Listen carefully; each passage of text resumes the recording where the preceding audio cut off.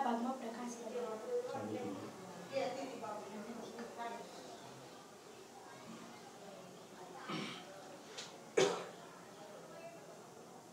વિદ્યાર્થી મિત્રો, બીજા પ્રકરણના આરાએ આપણે છઠ્ઠા લેક્ચરમાં પ્રવેશ કરી ચૂક્યા છીએ અને એમાં અગાઉના લેક્ચરોનો સરવાળો કરી અને ચાલવાનું છે. પ્રકરણોનો સરવાળો કરીને ચાલવાનું છે. તમારે પરીક્ષામાં વ્યવહાર સાથે સંકળાયેલ ખાતા ઉધાર કે જમા થશે તે જણાવવાનું છે અને એના કારણો પણ જણાવવાના હોય છે. અહીંયા આટલો ભાગ કટ કરી દીધો છે લાઇટના શેડના કારણે. બાકીનો ભાગ લઈને ઉપયોગ કરી દઈએ છીએ અને એમાં અહીંયા સમજી લઈએ છીએ કે આપણે અલગ અલગ વ્યવહાર લખીએ છીએ તો વ્યવહાર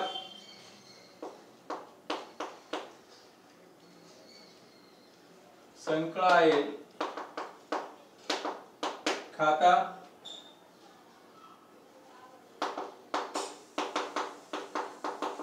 ખાતાનો પ્રકાર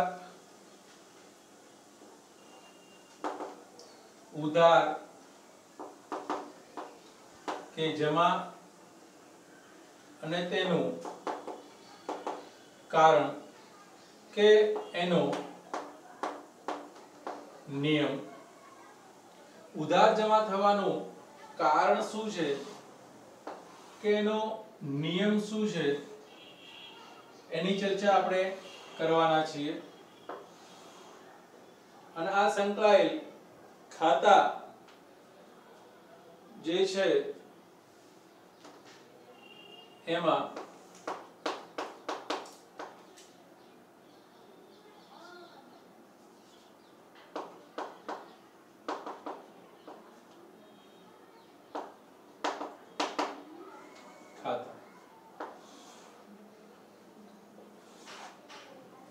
અને એના વ્યવહાર કપાય છે.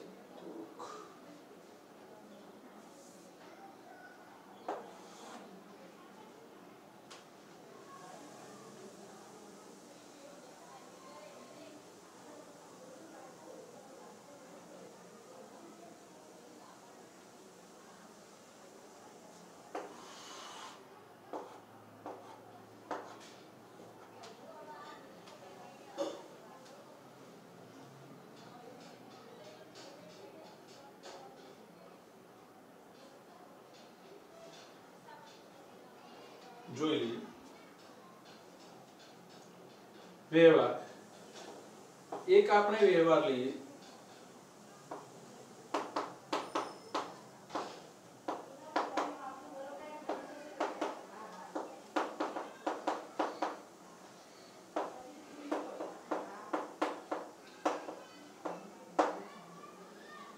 આપણે હાલ આર્થિક વ્યવહારો લઈએ છીએ. બિન આર્થિક વ્યવહારનું નામું ચોપડે લખાતું નથી. માલનો ઓર્ડર આપવો, મેનેજરને નોકરીએ રાખ્યા, તે કોઈ જગ્યાએ કરાર કર્યા, એનું નામું લખાતું નથી. અહીંયા વ્યવહાર લઈ લઈએ છીએ. રૂપિયા 10,000 નો માલ રોકડેથી ખરીદ કર્યો તો રોકડ શબ્દનો ઉલ્લેખ છે એટલે આ રોકડ વ્યવહાર છે. પહેલા તો આર્થિક બિન આર્થિક નક્કી કરે, પછી રોકડ વ્યવહાર ઉધાર વ્યવહાર નક્કી થશે. નાના અગાઉ લેક્ચર જોશો એટલે ખ્યાલ આવી જશે. રોકડ વ્યવહાર છે તો એમાં એક રોકડ ખાતું સંકળાયેલું છે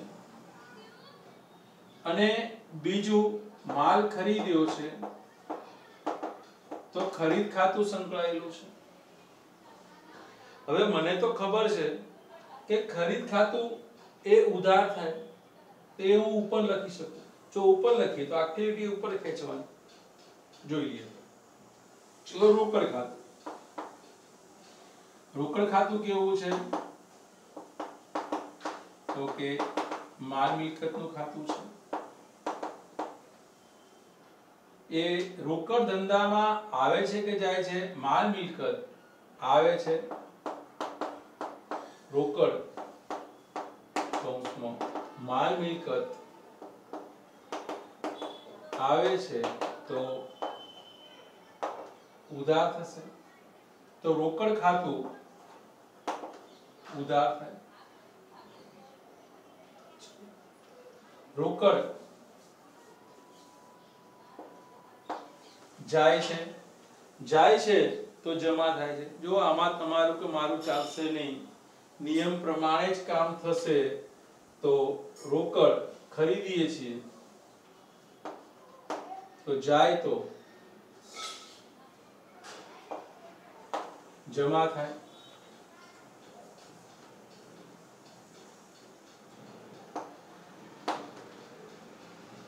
ખરીદ ખાતું, કારણ કે એક ઉધાર થશે ને એક જમા થશે.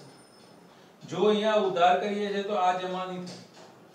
જોઈ લઈએ, ખરીદીએ છીએ, ખરીદ ખાતું માલ મિલકતનું ખાતું. ખરીદીએ માલ તો માલ કે મિલકત આવે છે, માલ આવે છે, માલ આવે છે તો ઉધાર કરો. અગાઉ આપણે નિયમો જોઈ ગયા. તો ખરીદ ખાતે ઉધાર, તે રોકડ ખાતે જમા, રોકડેથી માલની ખરીદી કરી. આ રીતે સંકળાયેલ વ્યવહારો તમારે જોઈ લેવા પડે. વ્યવહાર છે, રૂપિયા 10,000 નો માલ રોકડેથી ખરીદ કર્યો, સંકળાયેલ ખાતા રોકડ ખાતું, માલ મિલકતનું ખાતું, જમા થાય, રોકડ જાય છે, માલ ખરીદીએ તો રોકડ જાય. ખરીદ ખાતું માલ મિલકતનું ખાતું, ખરીદ ખાતું ઉધાર થાય, કારણ કે માલ આવે તો ઉધાર થાય.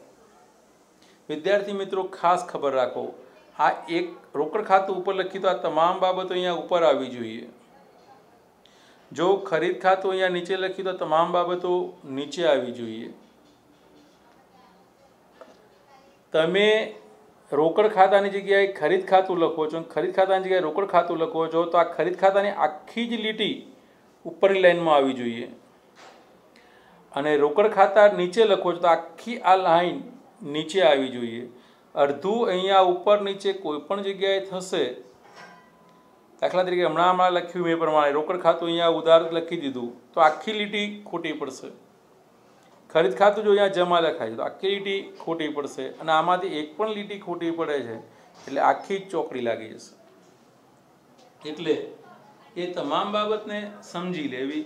હવે આના જેવામાં આમાં થોડોક ફેરફાર કરી અને એક વ્યવહાર લખાય છે, જોઈ લો. રૂપિયા 10,000 નો માલ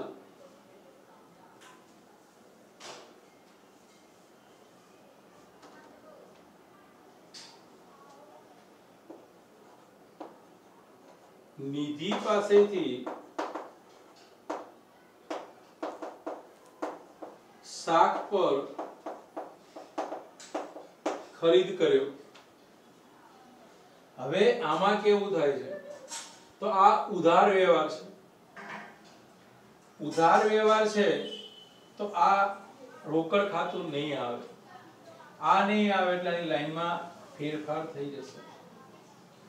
બીજું ખરીદ ખાતું છે એ આવશે, પણ મારે જો આ જગ્યાએ લખવું નથી ને આને ઉપર લખવું છે તો એ આખી લીટી ઉપર જતી રહેશે. જોઈ લો. અને એ પ્રમાણે લખાશે. હંમેશા પહેલું ઉધાર નક્કી કર્યા પછી જમા ખાતું નક્કી કરીશું તો વધારે અનુકૂળતા રહેશે. જેમ જેમ આગળ જઈશું તેમ તમને ખ્યાલ આવશે. હવે જોઈ લઈએ. આમાં બે ખાતા સંકળાયેલા છે. શાક શબ્દનો ઉલ્લેખ છે, નિધિના નામનો ઉલ્લેખ છે, રોકડ શબ્દનો ઉલ્લેખ નથી. લેણદાર દેવાદારના સંબંધો ઊભા થાય છે એટલે આ ઉધાર વ્યવહાર છે. નિધિના નામનો ઉલ્લેખ છે. તો જો નિધિનું ખાતું, અને આ રીતે બીજું માલ ખરીદ્યો એટલે ખરીદ ખાતું. ખરીદ ખાતું માલ મિલકતનું ખાતું. તો તમે આ રીતે પ્રેક્ટિસ કરશો એટલે ખરીદ ખાતું ઉધાર અને વેચાણ ખાતું જમા એવું આપોઆપ તમારું મગજ પકડી લેશે અને તમે શીખી જશો. તો ખરીદ ખાતું ઉધાર થાય. નિયમ કારણે હવે તમને ખબર પડી ગઈ છે કે માલ મિલકત આવે તો ઉધાર, અહીંયા માલ આવે છે માટે ઉધાર. નિધિનું ખાતું એ વ્યક્તિનું ખાતું અને નિધિ લાભ કે અવેજ આપનાર છે માટે જમા. અહીંયા જમા થશે. એક ખાતું ઉધાર થાય તો બીજું ખાતું જમા થશે. અહીંયા 10,000 નો માલ નિધિ પાસેથી શાખ ઉપર ખરીદ્યો એટલે ખરીદ ખાતું, માલ મિલકતનું ખાતું, ઉધાર, માલ કે મિલકત આવે તો ઉધાર.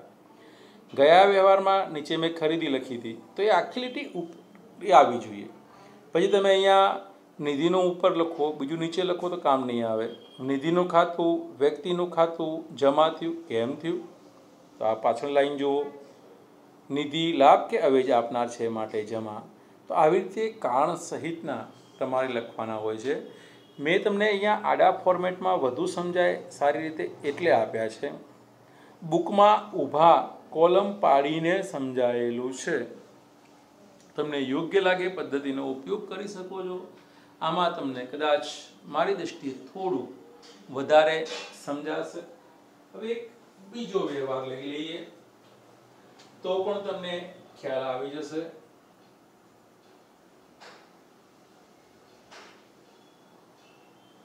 જોઈ લઈએ.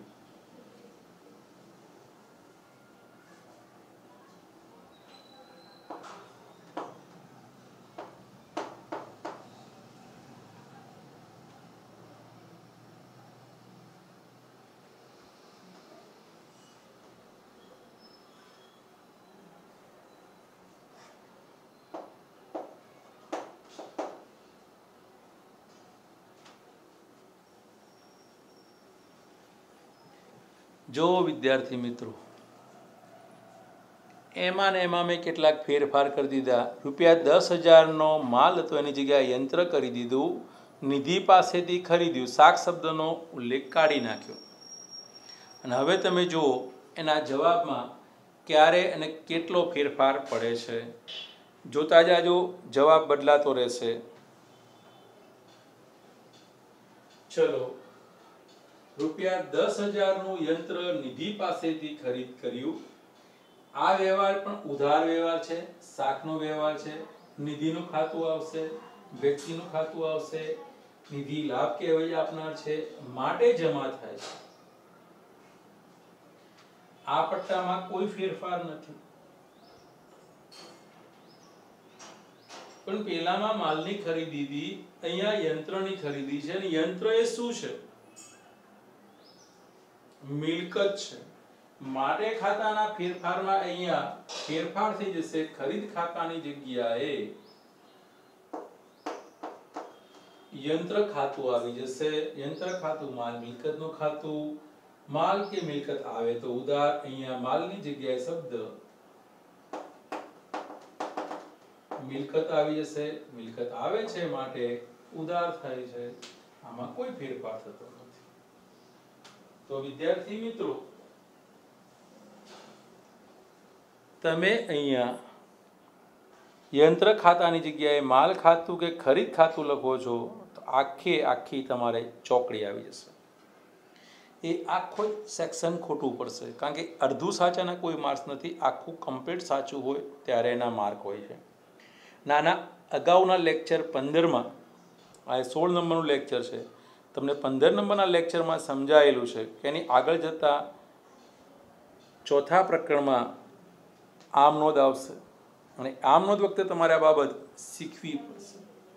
હવે એક જ વ્યવહારમાંથી બીજો વ્યવહાર બન્યો, ત્રીજો બન્યો, હવે ચોથા વ્યવહાર તરફ પણ ભેગા ભેગા અમને લઈ લઈએ છીએ. તો અહીંયા ખાલી ક્રમ જ બદલાય છે. દાખલા તરીકે ચોથો વ્યવહાર થયો, ₹10,000 નું યંત્ર નિધિ પાસેથી રોકડેથી ખરીદ કર્યું. જોઈ લો, રોકડેથી ખરીદ કર્યું, યંત્રની ખરીદી કરી છે. તો આ વ્યવહાર જે અગાઉ ઉધાર હતો એની જગ્યાએ રોકડ વ્યવહાર થઈ ગયો. તો અહીંયા નિધિનું નામ નીકળી જશે. નિધિના ખાતાની જગ્યાએ તમારે રોકડ ખાતું આવી જશે. આ રોકડ ખાતું આવે છે, યંત્ર ખાતું એ માલ મિલકતનું ખાતું, ઉધાર છે, માલ મિલકત આવે તો ઉધાર. આ ભાગ સાચો થઈ ગયો. આ ભાગ તમારે ખોટો પડી જશે. રોકડ ખાતું એ વ્યક્તિનું ખાતું નથી. તો જોઈ લો અને સમજી લો. રોકડ ખાતું એ કેવું ખાતું છે?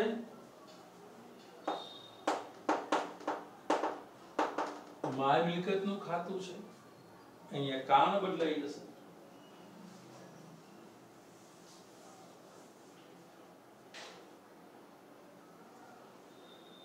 રોકડ યંત્ર ખરીદીએ તો રોકડ આપણે આપીએ છીએ. રોકડ જાય છે માટે જમા, જમા લખાઈ ગયું છે. આ ઉધાર જમા એનું જ રહ્યું છે, પણ આ ઉધાર અને જમામાં કાણ યા નિધિની જગ્યાએ રોકડ ખાતું આવી ગયું. અને આગળના વ્યવહારમાં એનાથી આગળના વ્યવહારમાં યંત્ર ખાતાની જગ્યાએ ખરીદ ખાતું આવી ગયું. ત્યારે આ પટ્ટો હતો, મિલકતની જગ્યાએ માલ શબ્દ લખ્યો છે. રોકડ જાય તો જમા, કૌંસમાં માલ મિલકત જાય તો જમા. આગળ જતા તમને કોઈ કારણ નહીં પૂછે, હું પણ નહીં પૂછું. ફક્ત એવું લખાશે, યંત્ર ખાતે ઉધાર, તે રોકડ ખાતે જમા. આગળ જતા તમારે આવી આમ નોંધ આવશે.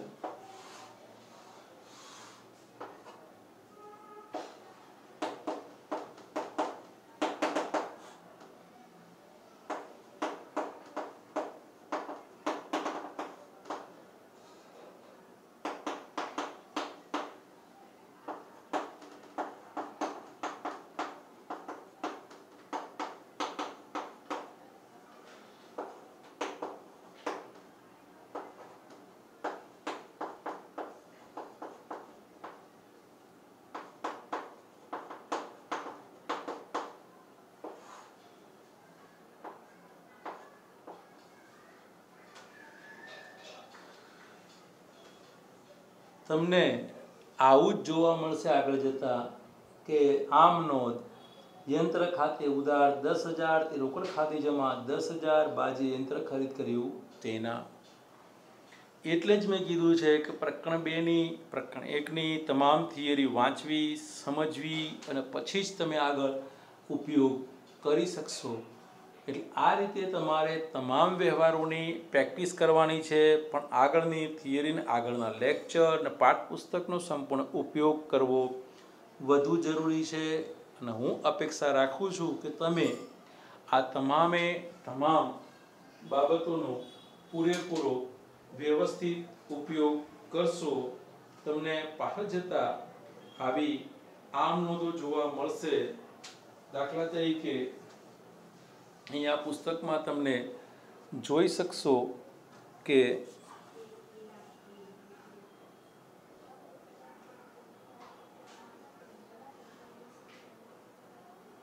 અવધ એન્ટરપ્રાઇઝની આમ નોંધો તમે જુઓ તો આ રીતનું લખાણ છે અને આમ નોંધો તમે ત્યારે જ લખી શકશો કે જ્યારે તમે એનું યોગ્ય રીતે કામ કરશો।